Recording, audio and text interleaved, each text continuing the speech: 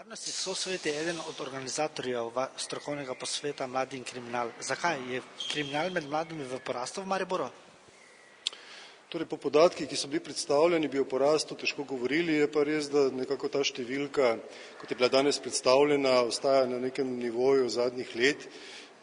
Želja tako varnostnega sosveta, policije, tega strokovnega posveta vsekakor je, da bi torej to število začelo upadati. Je pa po drugi strani razveseljujoče, da torej ni v porastu.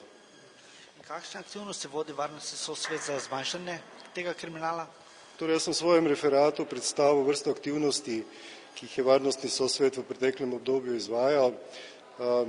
Od posveta, ki smo ga imeli na temo Droge ubijajo, do dela z navijači v Mariboru, do preventivnih akcij okoli mirujočega prometa in recimo Stop Grafiti, ki jo je varnostni sosvet izvajal. Torej, predstavljene so bile aktivnosti, ki jih varnostni sosvet lahko izpelje, vedeti pa moramo, da je varnostni sosvet posvetovalno telo, brez neke izvršilne moči, izvajamo pa številne akcije na vseh področjih. Kako je s kriminalom med mladostniki? Kaj vi opažate?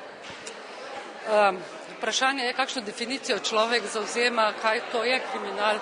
Jaz bi govorila o tistem najširšem pojmu mladoletniškega pristopništva, ki zajema tako dejanja, ki so po zakonu kazniva in preganjena, in tudi vsa tista odklonska dejanja, ki pravzaprav se pojavljajo, jih pa zakon ne predvideva kaznovanja in sankcionirana. To se pravi, globalno gledano je mladoletništvo pristopništvo na področju mesta Maribor z vidika obravnav, ki jih vodimo na Centru za socialno delo, v porastu. Kako je z mladoletniškim kriminalom v Sloveniji? Je v porastu, upadu?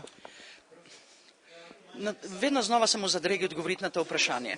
Zato, ker to bi pol pomenilo, da vem, kaj se dogaja. Ljudje običajno mislijo, tudi novinarji, da število nasilnih mladoletnikov, ki izvršujejo kazniva dejanja, narašča. Po policijskih podatkih je pa zadnja leta ta številka recimo se giblje okrog 2300, 2400, 2500 na leto, kar je pa bistveno manj kot prejšnja leta in ta številka kaže trend upadanja, ampak seveda z opozorilom, da to so številke, ki so zabeležene v policijskih arhivih, ne pa dejansko stanje. Kako bi ocenili aktivnosti, ki jih vodijo pristojne inštitucije za zmanjšanje mladoletniškega kriminala? No, če sem že začela tako z eno primerjavo pred leti ali pa zdaj, seveda smo kot družba bistveno bolj angažirani na to temo. Seveda to prepoznavamo, zavedamo se, tudi inštitucije se zavedajo, da mora vsaka prispevati in da je treba nekaj narediti.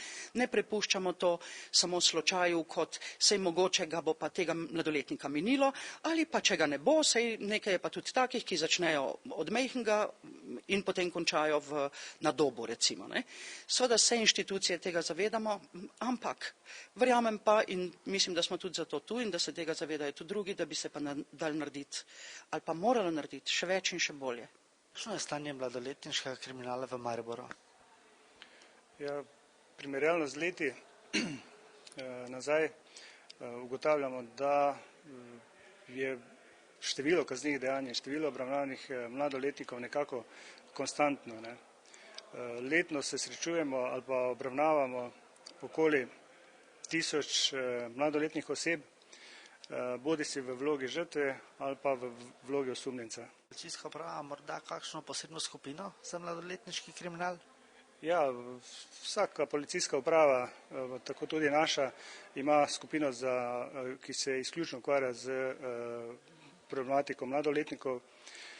Problem je dejansko kadrovski, iz preprostega razloga, ker je premalo kriminalistov, ki se s to problematiko ukvarjajo.